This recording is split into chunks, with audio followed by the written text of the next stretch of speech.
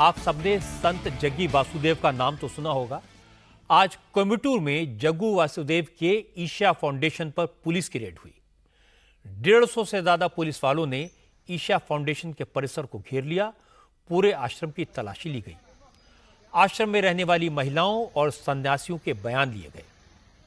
हुआ यह कि कोयम्बटूर की पुलिस ये पता लगाने की कोशिश कर रही थी कि जग्गी वासुदेव ने आश्रम में आने वालों पर कोई जादू तो नहीं किया, आश्रम में रहने वालों को ब्रेन वॉश करके जबरदस्ती तो नहीं रखा गया।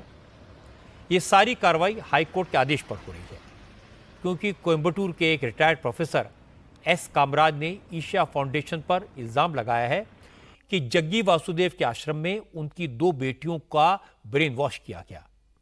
बेटियों को परिवार से मिलने नहीं दिया जा रहा।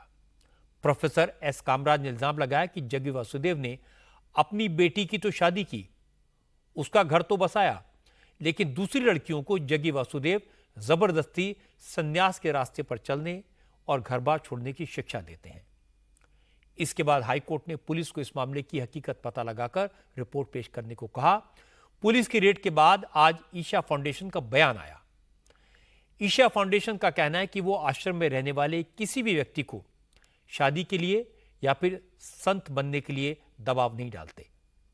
ईशा फाउंडेशन का कहना है कि ईशा योग केंद्र में हजारों ऐसे लोग हैं जो सन्यासी नहीं हैं, इसलिए किसी को जबरन सन्यासी बनाने के जो आरोप लगाए जा रहे हैं वो बेबुनियाद हैं।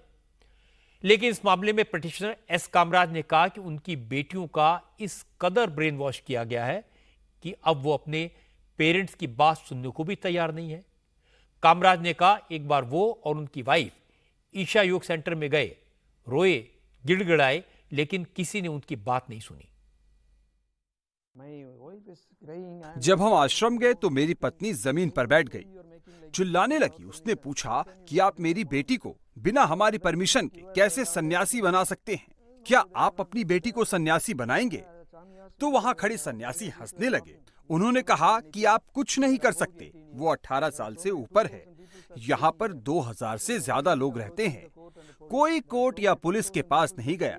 पुलिस हमारे कैंपस में कभी नहीं घुस सकती। जग्गी वासुदेव की बैकग्राउंड देखते हुए यह तो नहीं लगता कि उन्होंने किसी का ब्रेन वॉश किया होगा। मैं ऐसे कुछ परिवारों को जानता हूं जिनकी बेटियां एक बार ईशा फाउंडेशन के आश्रम में गई तो वहीं की होकर रह गई।